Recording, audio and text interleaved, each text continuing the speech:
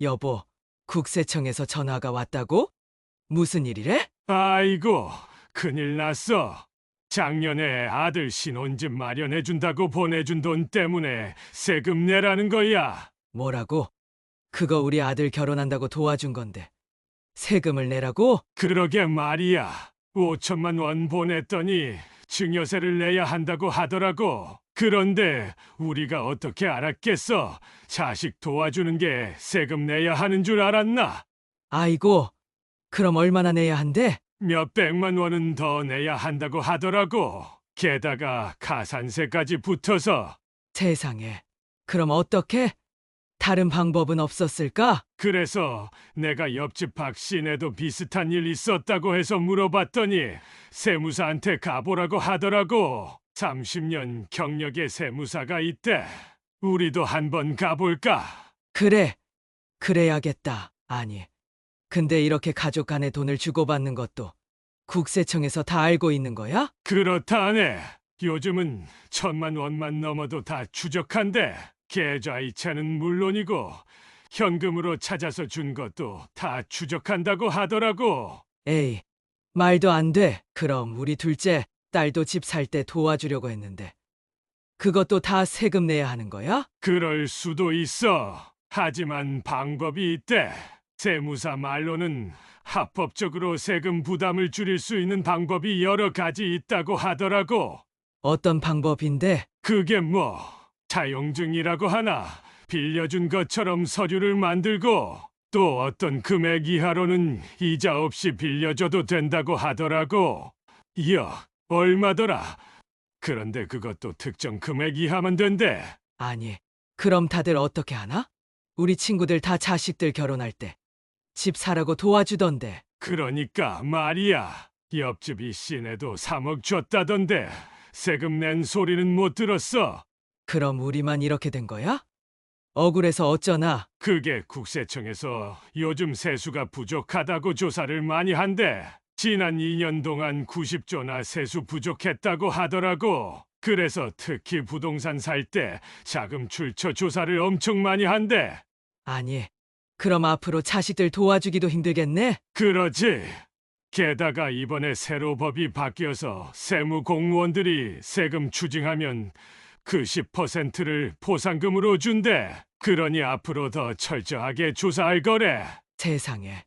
그럼 이제 어떡하지? 우리도 나이 들면 자식들한테 도움받아야 하는데 그것도 세금 내야 하는 거야? 아니, 부양가족 생활비나 교육비는 세금 안 낸대. 그리고 부모가 자식한테 주는 것하고 자식이 부모한테 주는 것하고는 달라. 자세한 건 세무사한테 물어보자. 그래. 이거 참 복잡하네. 근데 우리 셋째도 곧 결혼할 텐데 어떡하지? 미리 계획을 세워야겠어. 그러니까 그래서 세무사한테 가서 상담 받아보려고 다음 주에 약속 잡아놨어. 그래. 빨리 가보자. 어휴, 요즘 세상에는 돈 벌어도 세금, 쓰는 것도 세금, 이제는 자식 주는 것도 세금이라니. 맞아. 나라에서 세금을 너무 많이 걷어가는 것 같아. 하지만 방법이 있으니 너무 걱정하지 마. 우리가 알아서 대비하면 되지. 그래도 불안하네. 우리 친구들한테도 알려줘야겠어. 다들 모르고 있을 텐데. 그래. 좋은 생각이야. 다음에 경로당에서 만날 때 이야기해주자. 다들 자식들 도와주고 있을 텐데 세금 폭탄 맞으면 안 되지. 맞아. 아이고, 나이 들수록 세상이 더 복잡해지는 것 같아. 위 이야기와 같이 도움을 받고 싶다면 구독, 좋아요를 눌러주세요. 안녕하세요. 30년 경력의 세무사 김정직입니다. 오늘은 특히 60대 이상 어르신들이 알아두셔야 할 세금 정보에 대해 말씀드리겠습니다. 많은 어르신들이 자녀들에게 도움을 주시다가 예상치 못한 세금 문제로 당황하시는 경우가 많습니다. 저는 오늘 여러분들이 꼭 알아야 할 세금 정보를 쉽게 설명해 드리겠습니다. 먼저 왜 최근에 세무조사가 늘어났는지 말씀드리겠습니다. 국세청에서는 지난 2년 동안 세수 부족이 무려 90조 원에 이르렀습니다. 이는 정부 예산에 큰 구멍이 생겼다는 의미입니다. 그래서 국세청에서는 세수 확보를 위해 세무조사를 대폭 강화하고 있습니다. 특히 주목해야 할 점은 2025년부터 도입된 새로운 제도입니다. 세무 공무원들이 세금을 추징하면 그 추징 세금의 10%를 포상금으로 받게 되었습니다. 이 제도는 처음 생긴 것으로 세무 공무원들에게 강력한 동기를 부여했습니다. 그 결과 가족 간의 자금 거래가 이전보다 더 엄격하게 조사되고 있습니다. 그래서 요즘 세무 공무원들이 세무조사를 더 열심히 한다는 거군요. 네, 맞습니다. 과거에는 세무조사 과정에서 공무원들과 어느 정도 타협점을 찾는 경우가 있었습니다. 하지만 이제는 공무원들이 추징 세금에 대해 포상금을 받게 되니 이러한 타협이 어려워졌습니다.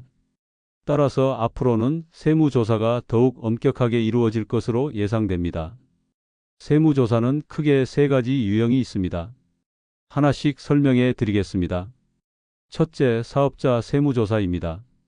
이는 개인이든 법인이든 사업자를 대상으로 하는 조사입니다. 하지만 일반적인 자영업자분들은 매출이 크지 않다면 거의 세무조사를 받지 않습니다. 사업자 세무조사는 매출 규모가 큰 법인이나 사업자를 중심으로 이루어지므로 일반 자영업자분들은 크게 걱정하지 않으셔도 됩니다. 둘째, 자금 출처 조사입니다. 이것이 요즘 가장 많이 나오는 조사 유형입니다. 특히 아파트를 취득할 때 가장 많이 발생합니다. 아파트를 구입할 때는 자금 조달 계획서라는 것을 제출해야 하는데 이를 통해 국세청이 구매자의 자금 출처를 검토합니다. 어떤 경우에 자금 출처 조사가 들어오나요? 예를 들어 30대 초반의 사회초년생이 15억짜리 아파트를 산다고 가정해 봅시다. 이 사람의 신고된 근로소득이 지금까지 총 3억밖에 없다면 국세청은 나머지 12억은 어디서 났는가? 라는 의문을 갖게 됩니다. 이런 경우 자금 출처 조사가 들어올 가능성이 매우 높습니다.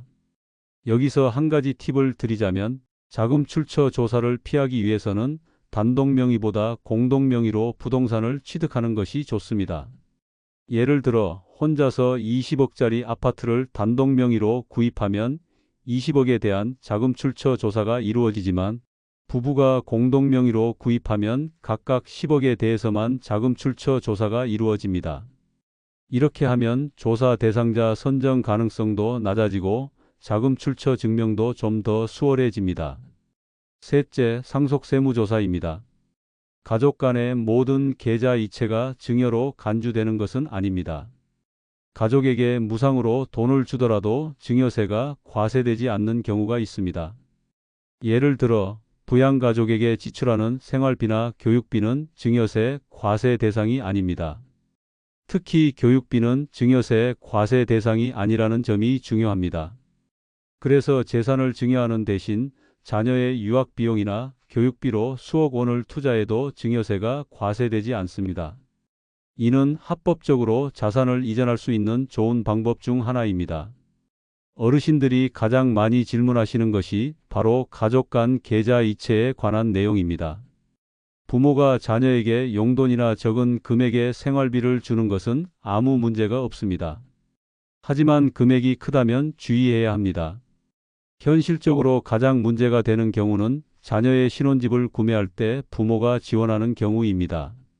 앞서 말씀드린 것처럼 자녀의 신혼집 구매를 위해 부모가 자금을 지원하는 경우가 가장 일반적인 자금 이전의 형태입니다.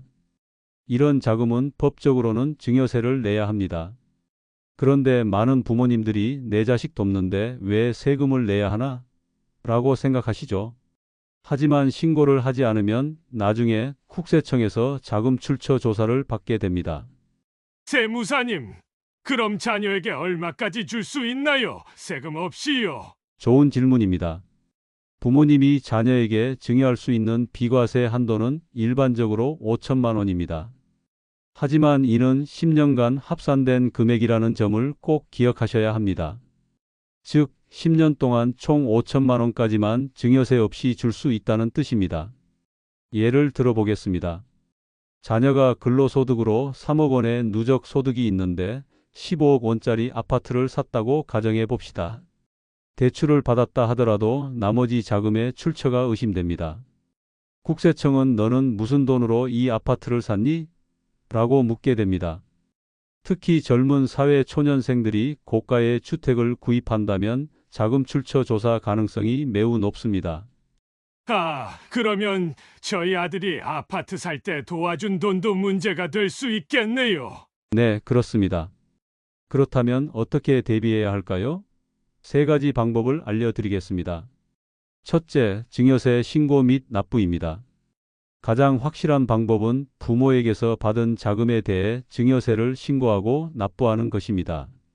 다만 금액이 크면 세금 부담도 커집니다. 예를 들어 5천만 원 초과분에 대해서는 1050%의 증여세율이 적용됩니다. 세금이 그렇게 많이 나오면 부담이 크겠네요. 다른 방법은 없을까요? 둘째, 차용증 활용입니다. 이는 부모에게 돈을 빌리는 형식을 취하는 방법입니다. 차용은 법적으로 증여가 아니므로 증여세가 발생하지 않습니다. 하지만 진짜 빌린 것이라는 증거가 필요합니다. 이자를 지급하거나 원금을 상환하는 내역이 있어야 국세청에서 인정받을 수 있습니다. 여기서 가장 중요한 점은 2억 1,700만 원까지는 이자를 지급하지 않아도 세법상 문제가 없다는 것입니다. 이 금액을 꼭 기억하세요. 2억 1,700만 원. 이 금액 이하로 무이자 차용을 하시면 법적으로 아무 문제가 없습니다. 그럼 이자 없이 2억 1,700만 원까지 빌려줬다고 하면 되는 건가요? 맞습니다. 하지만 진짜 빌린 것이라는 증거가 필요합니다. 제가 권해드리는 방법은 이자 지급보다는 원금을 분할 상환하는 방식입니다. 예를 들어 2억 원을 빌렸다면 매월 50만 원 정도씩 원금을 분할해서 상환하는 방식으로 진행하시면 됩니다. 왜 이자를 지급하는 것보다 원금을 상환하는 게 좋은가요? 좋은 질문입니다. 이자를 부모님에게 지급하게 되면 부모님은 이자 소득이 발생하게 됩니다. 이 이자 소득에는 소득세가 붙습니다. 문제는 이 세율이 은행 이자 소득세율 15.4%보다 훨씬 높은 27.5%라는 점입니다. 예를 들어 자녀가 부모님에게 1년에 1,300만 원의 이자를 지급한다면 이자 소득세만 약 400만 원 가까이 내셔야 합니다. 이것을 10년 동안 지급한다면 이자 소득세만 4천만 원이 됩니다.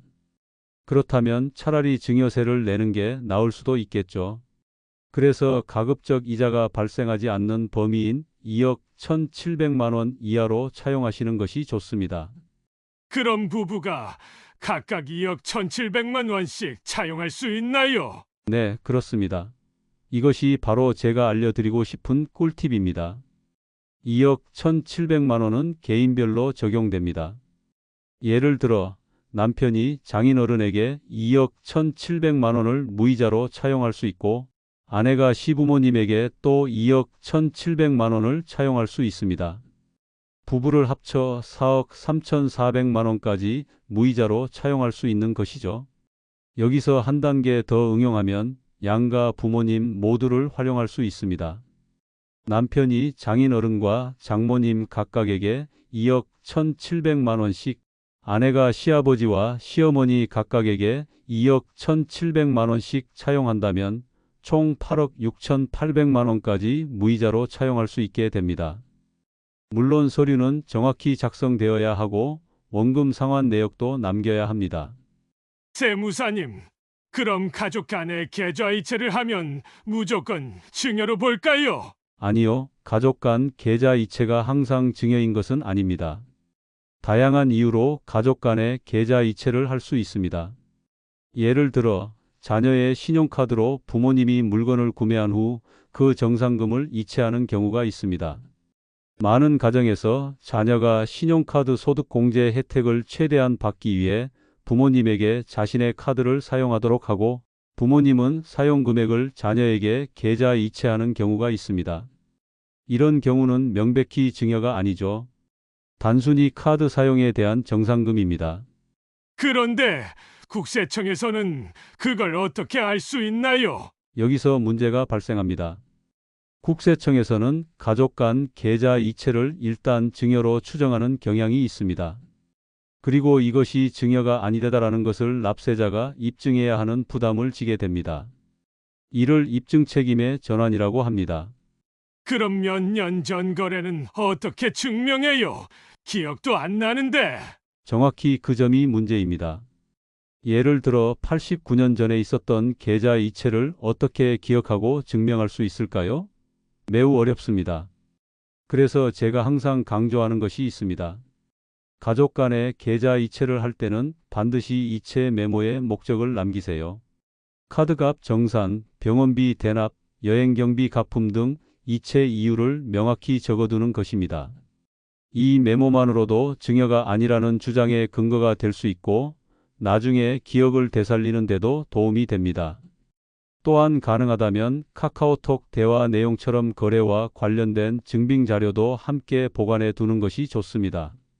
어머니, 어제 제 카드로 마트에서 사용하신 30만 원 보내드렸어요. 같은 대화 내용은 좋은 증거가 됩니다.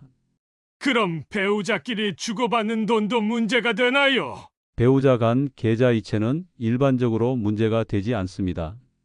만약 배우자 간 계좌 이체가 모두 문제가 된다면 전국의 모든 부부가 세무조사를 받아야 할 것입니다. 배우자 일방이 생활비를 관리하거나 자금을 관리하는 것은 너무나 일상적인 일이기 때문입니다. 따라서 부부 간 계좌 이체는 국세청에서 함부로 증여로 추정하지 않습니다. 오히려 부모 마이너스 자식 간 계좌 이체와는 반대로 국세청이 먼저 이 계좌 이체가 증여다라고 입증해야 합니다. 입증 책임이 국세청에 있는 것이죠. 그래도 주의해야 할 경우가 있을까요? 네, 딱 한 가지 예외가 있습니다. 바로 부동산을 취득할 때입니다. 거의 대부분의 세무조사가 부동산 취득과 관련해서 이루어진다는 점을 기억하세요. 예를 들어보겠습니다. 아내가 전업주부이고 남편만 소득이 있는 가정에서 20억 원짜리 아파트를 공동명의로 취득한다고 가정해 봅시다. 남편은 충분한 소득이 신고되어 있으니 자금 출처에 문제가 없을 것입니다. 하지만 전업주부인 아내는 신고된 소득이 없습니다. 그렇다면 아내 명의로 된 10억 원은 어디서 났을까요? 당연히 남편에게서 받은 것으로 볼 수밖에 없습니다. 이런 경우 배우자 간 증여로 볼 수 있고 증여세가 과세될 가능성이 있습니다. 다만 배우자 간 증여공제 한도가 6억 원으로 상당히 높은 편이기 때문에 6억 원까지는 증여세 없이 이전할 수 있습니다. 하지만 그 이상이라면 증여세가 과세될 수 있으니 주의하세요. 그럼 현금으로 주면 더 안전한가요? 계좌 이체보다요. 많은 분들이 그렇게 생각하시는데 실제로는 현금 거래가 더 위험할 수 있습니다. 계좌 이체는 국세청에 자동으로 통보되는 시스템이 없지만 현금 입출금은 고액 현금 거래 보고 시스템이 있습니다. 하루에 1천만 원 이상 현금을 입금하거나 출금하면 그 내역이 금융정보분석원 FIU를 거쳐 국세청에 자동으로 통보됩니다. 이를 고액 현금 거래 보고라고 합니다. 이 제도는 자금 세탁과 탈세를 방지하기 위한 것인데 매우 무서운 시스템입니다. 국세청에서 그걸 다 확인한다고요? 네, 실제로 국세청은 이 현금 입출금 내역을 통해 1년에 1만 건 이상을 조사합니다. 평균적으로 추징하는 세금액이 건당 2억 원 가까이 됩니다. 따라서 현금 입출금을 잘못하면 세무조사에 빌미를 제공하게 됩니다. 특히 올해부터는 포상금 제도가 도입됐으니 현금 입출금에 대한 조사가 더욱 철저해질 것입니다. 그럼 어쩔 수 없이 큰 금액의 현금을 입출금해야 할 때는 어떻게 해야 하나요? 불가피하게 고액 현금을 입출금해야 할 경우에는 여러 은행 계좌를 활용하세요. 예를 들어 국민은행에 900만 원, 신한은행에 900만 원을 입금하면 총 1,800만 원을 입금한 셈이지만 고액 현금 거래 보고 대상이 되지 않습니다. 각 은행은 다른 은행의 현금 거래 내역을 공유하지 않기 때문입니다. 그럼 매일 999만 원씩 입금해도 괜찮을까요? 그건 위험합니다. 많은 분들이 그렇게 생각하시는데 국세청도 그 허점을 알고 있습니다. 그래서 또 다른 제도가 있습니다. 바로 의심거래 보고입니다. 은행 지점에서 자체적으로 의심스러운 거래라고 판단하면 보고할 수 있습니다. 예를 들어 한 사람이 3주 연속으로 매일 500만 원씩 입금한다면 은행원이 이것은 고액 현금 거래 보고를 피하기 위한 행동이 아닐까? 라고 의심할 수 있습니다. 그러면 이를 의심거래로 보고하게 됩니다. 그 은행원이 안 보고하면 되는 거 아닌가요? 그렇지 않습니다. 은행원이 의심거래를 보고하지 않으면 금융감독원의 징계를 받게 됩니다. 자신이 징계받지 않기 위해 의심되는 거래는 모두 보고하게 되어 있습니다. 법적으로 정해진 기준은 없지만 제 경험상 6개월 내에 3천만 원에서 5천만 원을 초과하는 현금 거래는 의심거래로 보고될 가능성이 높습니다. 세금을 이렇게까지 걷어가도 되는 건가요? 너무 심한 것 같아요. 많은 어르신들이 그런 생각을 하십니다. 돈을 벌어도 세금 내고 돈을 써도 세금 내고 이제는 자식에게 줘도 세금을 내야 하나? 하고요. 사실 우리나라 소득세나 부가가치세는 다른 나라와 비교해서 과도한 수준은 아닙니다. 오히려 미국 같은 국가는 소득세율이 더 높은 경우도 있습니다. 문제는 상속세와 증여세입니다. 우리나라 상속세와 증여세는 OECD 국가 중 가장 높은 수준입니다. 총 세수 중에서 상속세와 증여세가 차지하는 비율이 무려 3.8%나 됩니다. 이는 OECD 평균 1% 미만보다 훨씬 높은 수준입니다. 많은 부모님들이 평생 소득세를 다 내고 저축한 돈인데 자녀에게 물려줄 때 또다시 상속세나 증여세를 내야 한다는 점에 불만을 갖고 계십니다. 이미 세금을 낸 돈에 또 세금을 내는 이중과세 문제가 있기 때문입니다. 특히 어르신들이 알아두셔야 할 중요한 점은 가족 간 증여가 모두 과세되는 것은 아니라는 사실입니다. 어떤 경우에는 증여세가 과세되지 않는지 알려드리겠습니다. 첫째, 부양가족에게 지출하는 생활비나 교육비입니다. 자녀의 생활비, 대학 등록금, 유학비용 등에 수억 원을 투자해도 증여세가 과세되지 않습니다. 그래서 많은 부유층 가정에서는 자녀 교육에 투자하는 방식으로 자산을 이전합니다. 둘째, 증여세 공제한도 이하의 증여입니다. 부모가 자녀에게는 10년간 5천만 원까지, 배우자에게는 6억 원까지 증여세 공제가 가능합니다. 이 한도 내에서는 세금 없이 증여할 수 있습니다. 셋째, 무이자 차용 한도 이내의 차용입니다. 앞서 말씀드린 것처럼 2억 1,700만 원 이하로 무이자 차용을 하면 세금 문제가 발생하지 않습니다. 이 제도를 잘 활용하시면 합법적으로 자산을 이전할 수 있습니다. 세무사님, 그럼 이렇게 높은 세금을 어떻게 줄일 수 있는지 실질적인 조언을 해주세요. 네, 지금까지 설명드린 내용을 토대로 어르신들을 위한 실질적인 조언을 드리겠습니다. 첫째, 법적 한도를 최대한 활용하세요. 증여세 공제 한도와 무이자 차용 한도를 잘 활용하는 것이 핵심입니다. 자녀에게는 10년에 5천만 원까지 비과세로 증여할 수 있고 2억 1,700만 원까지는 무이자로 차용할 수 있습니다. 또한 배우자에게는 6억 원까지 증여세 없이 줄 수 있습니다. 이 한도를 잘 활용하세요.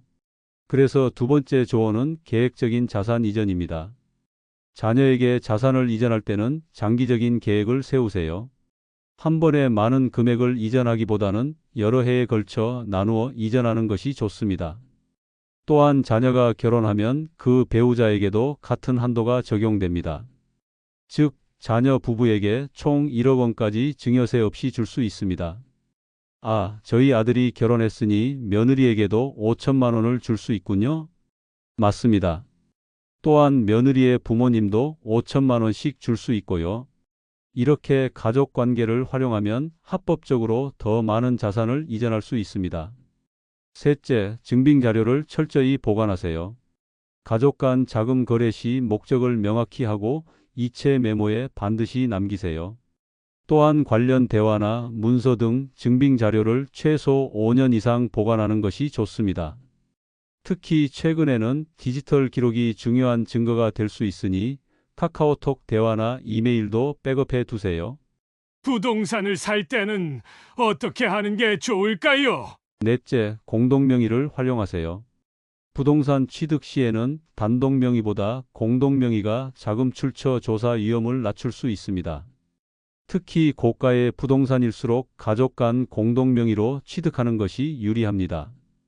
예를 들어 20억짜리 아파트를 혼자 사는 것보다 부부가 공동명의로 사면 각자 10억씩만 자금 출처를 증명하면 됩니다. 다섯째, 전문가와 상담하세요. 고액의 자산 이전이나 부동산 거래 전에는 반드시 세무사와 상담하세요. 법은 계속 바뀌고 있고 개인의 상황에 따라 최적의 방법이 다를 수 있습니다. 전문가의 도움을 받으면 불필요한 세금을 줄이고 나중에 세무조사를 받을 위험도 줄일 수 있습니다. 지금이라도 늦지 않았습니다. 특히 최근에 자산을 이전하셨다면 자발적 신고를 통해 가산세를 줄일 기회가 있습니다. 가산세는 일반적으로 1040%인데 자발적으로 신고하면 최대 50%까지 감면받을 수 있습니다. 네, 가장 중요한 것은 이 금액 이상 주고받을 때 주의해야 한다는 점입니다. 다시 한번 중요한 금액을 정리해 드리겠습니다. 하루 1천만 원 이상 현금 거래 고액 현금 거래 보고 대상, 10년간 5천만 원 이상 증여세 과세 대상, 2억 1,700만 원 이상 무이자 차용 증여 추정 가능성 있음, 6개월 내 3천만 5천만 원 이상 현금 입출금 의심 거래 보고 가능성 높음.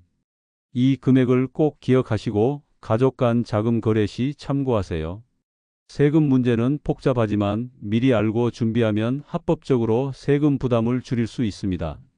어르신들께서 자식들을 돕고 싶은 마음은 이해하지만 나중에 세금 폭탄을 맞지 않도록 조심하시기 바랍니다.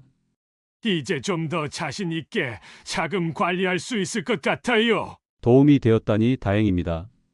세금은 부담스럽지만 적절한 계획과 지식으로 현명하게 대처할 수 있습니다.